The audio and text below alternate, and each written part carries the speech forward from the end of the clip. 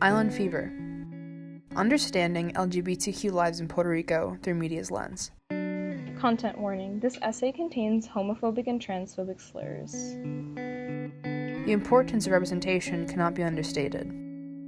Media reflects the social climate of society. Through camera lenses, we can further examine culture in a literary and visual sense. Documentaries, such as Memories of a Penitent Heart and Mala Mala, offer the stories of real LGBTQ Puerto Ricans struggling to maintain their legal personhood in the face of oppression. These narratives have an impact on the audience, which leaves them with both a better understanding of Puerto Rican culture and the lives of those featured within them. Memories of a Penitent Heart is a 2016 documentary by director and writer Cecilia Alderando about her deceased uncle Miguel, who passed away in 1987 due to the AIDS-related complications. It includes the unique perspectives of Miguel's friends and family in order to unravel the story of his life while exposing the complexities of his relationships. The film offers an intimate look inside of Alderando's family, which reveals the vulnerable aspects of her relatives, culminating in a narrative which is undeniably intimate in nature. When Miguel left Puerto Rico and moved to New York, he sought out a career on Broadway. His thoughts on his departure from the island in which he grew up can be found in an unpublished manuscript titled Island Fever. I guess that's a diagnosis. From my case, I know it's not on your regular list of tropic diseases, as Sondheim is so fond of saying. But I understand it now. It's that feeling that creeps up on those who have known wider spaces, or long to do so. It is a fear that one's brain will be surrounded by water if one stays here too long. Those who are not natives and catch island fever either leave and return to the mainland, or they stay and become alcoholics. Those who are can expect a fate worse than death. They move to New York. Miguel is describing the claustrophobia he felt while living in his hometown in Puerto Rico, where he felt constrained artistically and emotionally. He writes that non-natives will regret moving to the island, and worse, the natives themselves will grow depressed from the atmosphere within the boundaries of a 3,515-mile island, 3 times the size of Rhode Island.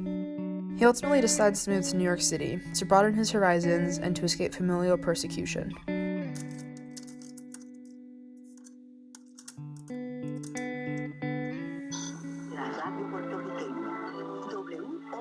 Carmen's radio show, Light of Christ, gave her platform to share her thoughts and preach her interpretation of religion. She speaks, "Help me, Lord. I'm living in a world full of mistaken ideas, where the truth is mixed with lies. Vice is disguised as virtue. Confusion reigns everywhere." This brings about the question, was this Carmen's public response to a letter she received from her son shortly before?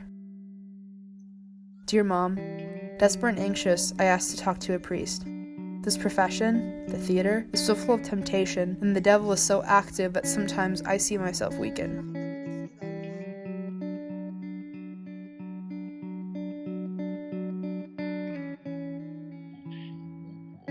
Instead of sharing how there is hope in resisting temptation, she preaches that mistaken ideas, lies, vices, and confusion have successfully overtaken the natural order of society." Miguel's relationship with his family was in tatters later following his move to New York and the discovery of his partner, Robert. Miguel was never asked by his sister to be a godfather and was kept away from his nieces and nephews.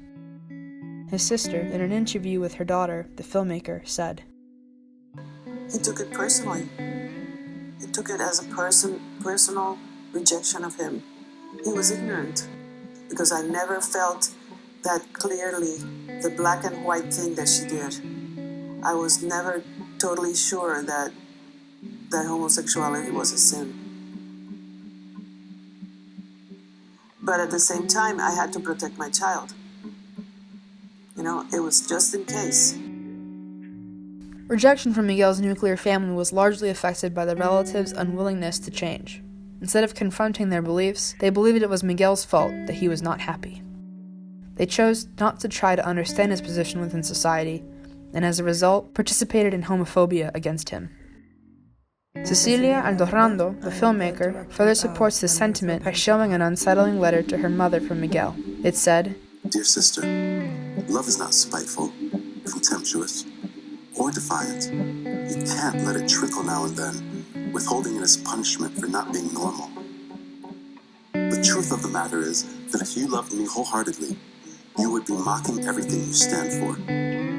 This letter to Lourdes is extremely important in figuring out Miguel's point of view and position on his family's dynamics. It's apparent that he was frustrated with his family's closed-mindedness and how he became ostracized because of his love for another man, which was perceived as a selfish choice by his family. Miguel's relatives and family friends throughout the documentary claim to love Miguel, but that is the Miguel they have constructed in their minds, the Miguel whose sexuality is never confronted. They constantly praise how he was a happy, fun, and talented individual. But Miguel challenges his family, expressing that they do not love him wholeheartedly, because if they did, he wouldn't be spurned for being a gay man. It's safe to say that Miguel was surrounded by religion growing up, considering his mother's radio show, his sister's sentiments vocalized in her response to his unsent letter, and by analyzing a census that captures the religiosity of Puerto Rico. In this 2007 census, Puerto Rican religiosity consisted of an 85% Catholic majority. This data is corroborated by Cecilia Aldonado's analysis. Carmen, Miguel's mother, made the choices she made. She is herself a product of colonial thinking, of Catholicism being one of the most important factors in Puerto Rican life. They're not just individuals making free choices, in other words. They are a product of the social norms and the expectations that surround them, and sometimes they can even transcend them. Memories of a Penitent Heart shows how Miguel was impacted by the expectations of his community and family, which rejected him due to their fundamentalist Catholic conceptualization of homosexuality. Alda Rondo connects this to Puerto Rico's colonialist past and connections with the oppressor's religion. Miguel's circumstance and struggle is vocalized by Alda Rondo when she questions, how can you know who you are if the place where you're coming from doesn't even know what it is? It's vital in this analysis to add, how can you know who you are if you're not accurately represented or accepted where you come from? Miguel's death brought little to no clarity in his plight for acceptance. His mother proudly claims he repented before he succumbed to cancer, yet another half-truth from the fact that he died of AIDS. Documentaries like these challenge the role fantasy plays and how it contradicts reality. How does the fantasy created surrounding Miguel's death take away from his life and his memory? Who is protected, who profits, and who suffers from this lie? Miguel's identity is thus stripped from him, and the last word falls on Carmen, who thought that her lie would save the lasting memory of her son, even if it meant changing how he wanted to be remembered and concealing who he truly was. Puerto Rico still has a long way to go in the pursuit of acceptance, inclusion, and implementation of protections for LGBTQ on the island. For example, in 2013, the religious right staged an anti-LGBTQ protest, which numbered 200,000 participants, one of the largest movements against queer people in a United States territory. Trans Puerto Ricans face an even more severe struggle than cis community members, and that is reflected through the footage captured by the documentarians Antonio Santini and Dan Sickles in their 2014 film Mala Mala. Mala Mala follows the intersecting stories of trans Puerto Ricans and documents the historic victory for local LGBTQ community with the enactment of Law 238/2014 and 2013, which prevents sexual and gender discrimination in the workplace. Trans activists such as Ivana Fred, one of the trans women interviewed for the film, fights tirelessly to win uphill battles to secure rights for trans individuals. Although this was a momentous achievement, not all people in Mala Mala benefited equally from the ruling. The variety of perspectives taken out of the Puerto Rican trans and gender nonconforming population helps flesh out Mala Mala, rendering it one of the most progressive LGBTQ documentaries at its time of release. The term Mala Mala has been used in some of the island's queer circles and implies a mental state, an attitude, a pose, a lifestyle, a subculture, a status, a non-desired identification, a way of being, a shameless person, or a bad subject. Mala Mala can be considered the opposite of fabulous, a word that is used as a replacement for loca, faggot, or pera, bitch, in LGBTQ vernacular. It refers to those on the fringe of society, the populations often ignored by mainstream media but embraced by works such as Mala Mala. In the 5 years that have passed since Mala Mala's release, more strides have been made in Puerto Rico's legal system which benefit trans individuals, such as the groundbreaking decision in 2018 overturning a ban which denied trans people the right to change their gender markers on their birth certificates. However, a 2019 assessment found that transgender and gender nonconforming people continue to experience suboptimal healthcare, social exclusion, and a lower quality of life in Puerto Rico. About 70% of trans and gender nonconforming Puerto Ricans reported discrimination at work, and roughly 90% of them reported that access to gender-affirming healthcare was difficult, suggesting that while LGBTQ activism has made great progress, there is still work to be done.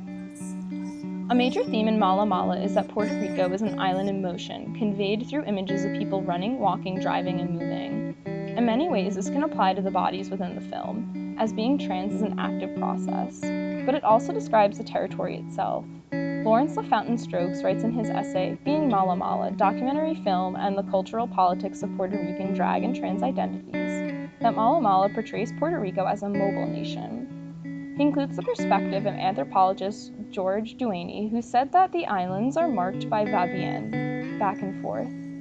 The migratory patterns of those featured in the film suggest that Puerto Rico lacks some of the resources trans and gender nonconforming people seek. Many of them have traveled to the United States or nations within Latin America.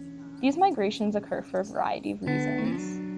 Many trans people in Puerto Rico struggle to access medical procedures necessary to transition, including testosterone, which packs a trans man cannot find on the island. There are no possible way ahora mismo en Puerto Rico que me puedan dar testosterone. Como que no hay T, period. Como que me tengo que ir de fucking Puerto Rico. Eso está un poquito arriba. Another interviewee, Samantha Close, moved to Tennessee because of her dissatisfaction with her doctors. Mala Mala documents trans and gender nonconforming experiences and the impact of their surrounding communities on their lives. The constant struggle of existing as an LGBTQ person looms like a dark cloud over the Puerto Ricans featured in the film, and it portrays the island as a largely conservative but slowly changing environment which challenges more than it nurtures. The documentary portrays Puerto Rico as a transit hub for queer journeys, which may take them off the island. Similarly to Miguel, who left to pursue a less constrained life in New York, many LGBTQ Puerto Ricans travel to find environments which will provide them with different opportunities and resources. Can Puerto Rico become a place where the LGBT community thrives? Or will Puerto Ricans continue to feel pressure to leave the island due in part to homophobic and transphobic sentiment? While political activism in Puerto Rico lags behind the mainland in many ways, battles are still being won. One major victory for LGBTQ Puerto Ricans was the 2018 veto of the Religious Freedom Bill, which would have allowed legal discriminations against LGBTQ people. Puerto Rico Governor Ricardo Rosello wrote in a letter to the Puerto Rican Senate President Thomas Rivera that the bill has raised serious concerns and distractions that could cause the violation of rights of portions of our society and even limit our population's access to public services. Media in many ways reflects the social climate of society. Records of personal experiences can become transformed through the visual arts, creating an intimate retelling of stories which in turn impact the cultures they are connected to. The dramatized narratives in Mala Mala and Memories of a Penitent Heart offer glimpses into the lives of LGBTQ Puerto Ricans, shaping the audience's understanding of the island region. Activist work in Puerto Rico has a long way to go, but visual media can demonstrate the victories won by the community. Mala Mala and Memories of a Penitent Heart celebrate the diversity of queer experiences in the territory. They demonstrate that Puerto Ricans can survive in the face of oppression, and they convey hardships of life in the closet and the rewards of breaking free.